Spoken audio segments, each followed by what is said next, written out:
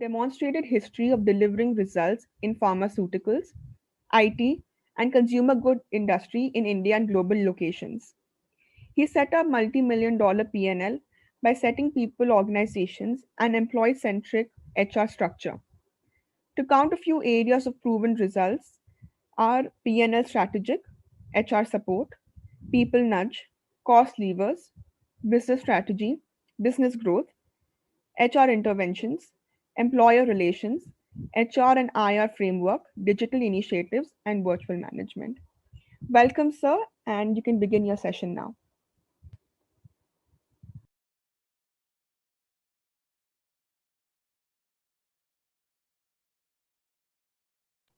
Sir, you're on mute. Thank you. Thanks for introducing me. You're welcome, sir.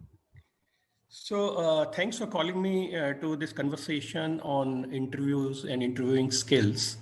I do not know whether I will be able to tell you the code that you can crack open either for job interview or for some higher education interview in some good university. But definitely I can share my experiences with you or what I have observed in last 30 years of my experience interviewing people at many different levels and interviewing people for many different roles and positions, very much from colleges and marketing institutes for entry level roles, right up to people at vice president levels in the companies, both in IT sector as well as in pharma. So first, the good news for all of you. I understand that this is a young group. The good news is that interview is not viva voce, right? It's not about some professor asking you a question whereby he knows the answer and you don't know, right? And it's expected of you to only kind of rattle out the right answer. That is not what interview is about. Interview is about interaction. It's an open interaction between two grown-ups. One takes the role of an interviewer and the other person takes the role of a candidate.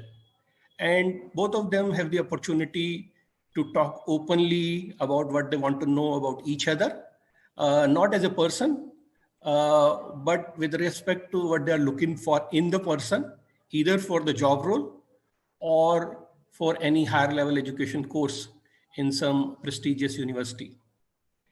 So as COVID has compelled us in a direction whereby digital interviews have become a norm, digital interviews were a norm in IT sector for a very, very long time. I was associated with IT sector since year 2000. For 20 years, there were innumerous roles for which interviews happened only on the digital platform. Whether it was for voice kind of roles for BPO units or special skill roles in IT sector. I did hundreds of interviews, sitting in India, taking interviews of candidates sitting in Philippines, in Turkey, in Romania, and many other places in the world. And the good part about this is that you can take the interview in the comforts of your house, and you can be candid and open about everything that you know about your profession. The other way is in-person interview, and that's a preferred way for job roles like sales and marketing, whereby a company hires people for their soft skills, and it is incumbent on the interviewer to see the body language of the candidate, also to see how the candidate carries himself in terms of presentation, in terms of his body language, everything. Because that's important. If I am hiring a medical sales rep who is to be presented to a doctor, he represents us. In his personality, the personality of the company is put forth in front of a doctor. So it's important that such interviews happen in person, and not only the skill, but the other body language and soft skills of the person are also assessed thoroughly. So I'm thankful to Mansi because he has talked about the basics of interview, what you should do, what you should not do, etc. Uh, One thing that I would like to tell you is that you should be fully aware of your academic journey or the career journey.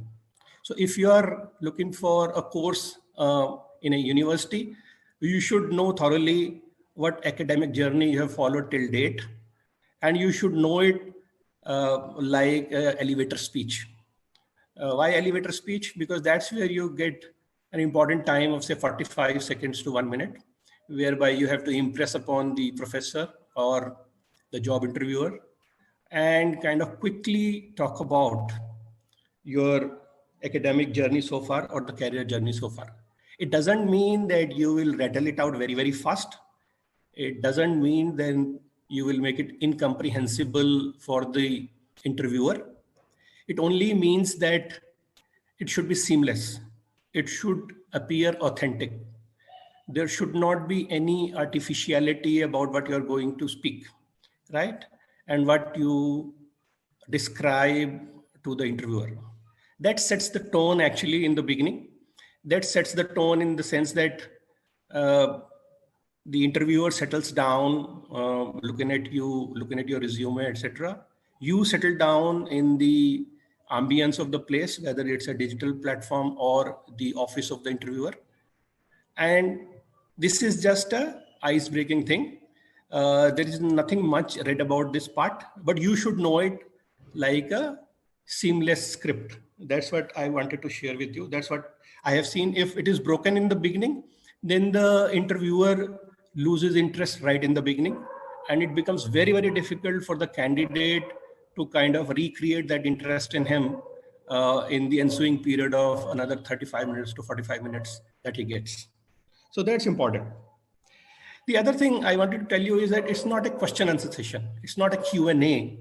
It's not that the interviewer has come ready with some questions and he expects you to answer, and basis that he will kind of do a tick box kind of a thing and then assess whether this person is fit for me or not. No, this is not. It is about open-ended questions that the interviewer generally prefers. So one question could be, what are your experiences? Interviewer can kind of say it in any way possible, but the real meaning of it is that you have to talk about the experiences which are relevant to the job, or you have to talk about the experiences which are relevant to the role, or you should talk about the experiences which are relevant to the course that you aspire to take, right? It should not be just any experience that you want to share with your friends or anybody in the first opportunity. It should be relevant. Only a relevant experience counts.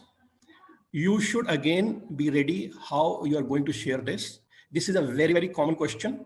Believe me, 70% of the times you will get this question in any form of interview, whether it's a college interview or whether it's a job interview. So be prepared for what kind of experiences you're going to share.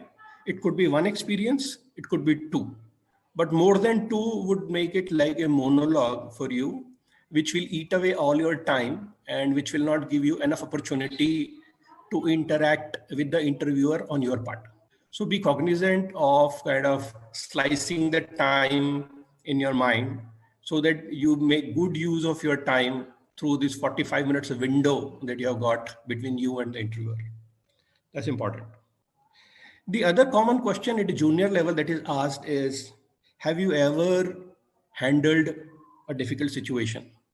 So it has got two parts. One, what is a difficult situation? You should know what is a difficult situation and you should kind of talk about it. A difficult situation could be a business interruption.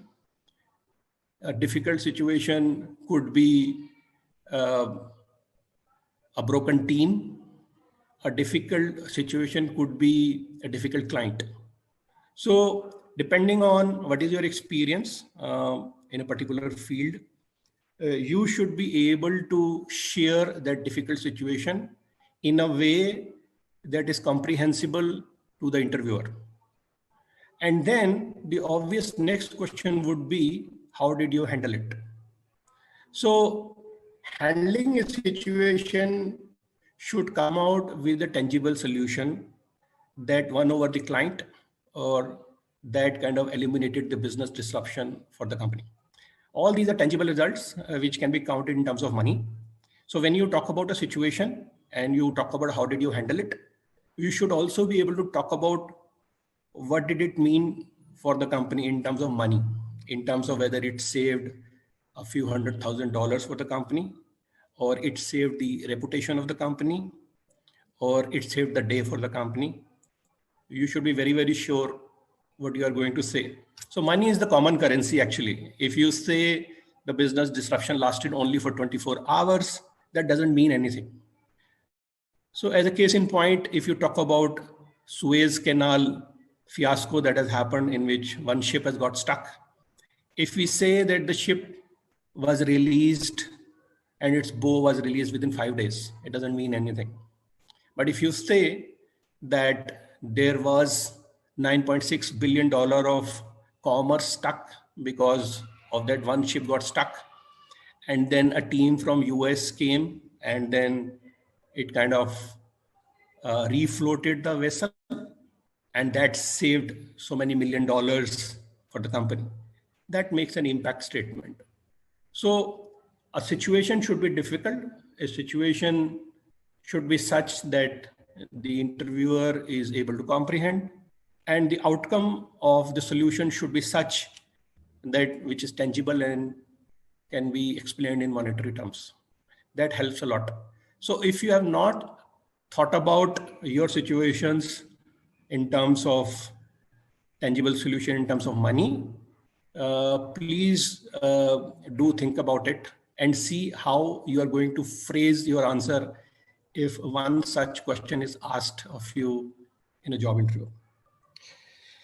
The other thing that I have seen that junior interviewers ask, and which is a very, very relevant question, especially for people who have just passed out of college and are looking for a job. The question asked is, what are your achievements? So the achievements could be one, achievements could be many, but make sure that you don't talk about some achievement which is irrelevant to the reason of the question for which it is asked. So if you are applying for a job interview in logistics, where ships are moved or other things are moved, you should not be talking about an achievement in a fun event that you participated in, or you stood first in some sports activity. That is not relevant. That breaks the communication right there. That interrupts the very reason for which these two grown-up people are interacting with each other.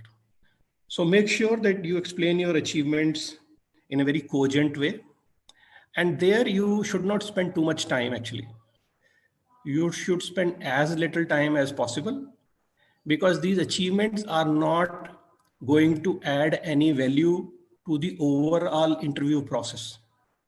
It has a minimalistic value whereby the interviewer wants to move from one question to the other question, and in between he is just filling up by giving you a feel good factor, because your achievement is your own, right? And it's a feel good factor for you whereby you can take a minute or so to explain your achievement.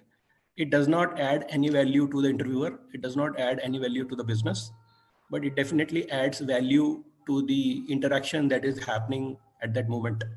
When you feel good, then the rest part of the interaction also goes smoothly actually.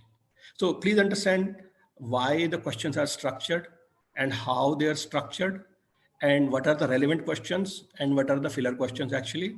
And accordingly, you should allocate time to each of those questions. The other common question that I have seen uh,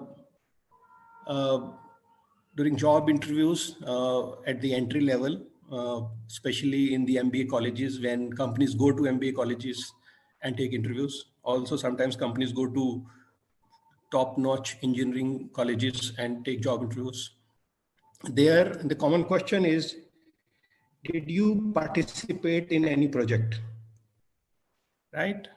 Which means it's a relevant project actually that you should explain? It's a very, very relevant question. You should devote a lot of time answering this question, because this question then has several follow-on questions, and each question has a purpose, and each question is meant to be assessed for many different characters that you exhibit on this question. So the first of all, the question is about a project, which means that it was not only you, but there were several other people who participated in this project along with you, which means there was some element of teamwork involved, right? So you should definitely talk about what was the project. You should talk about what was the end output expected out of the project. And you should talk about how many people were devoted on this project actually, either by the college or by your own volition. Whether it was a project of 6 people, 7 people, 8, 9, whatever it is, you should give the right number. Then the follow-on question could be, what did you contribute to this project? Again, a very scientific question. Your contribution to the project should be tangible. If any of you have taken a Belbin test, many of you are students of psychology, so you would have taken a Belbin test. It talks about various team roles, about 8 or 9 team roles. So you should be aware of it as to what kind of team role you are going to project out of this conversation with the interviewer. Whether you are the one who kind of thought about all the resources, or whether you were the one who navigated the project through difficult work schedules, or you were the one who did the hard part of running around. So you should think about it and phrase it in a way that becomes useful for the interviewer. I'm telling you, this is the most important question that is generally asked. If you are not paying enough attention to the question, you may lose out on the crux of the interview actually. The other thing that they will ask, or the interviewer will ask, is what were your shared learnings out of this project? Now here, you have to show the magnanimity of being a big team player. Here, you should talk about yourself, but at the same time, you should talk about the team. What did team do? What did team do well? What did team not do well? Actually, that's also important. So what were your shared learnings out of it? The shared learnings could relate to the project outcome. The shared learnings could relate to knowing more about each other. The shared learnings could be about softer fights in between because of time constraints.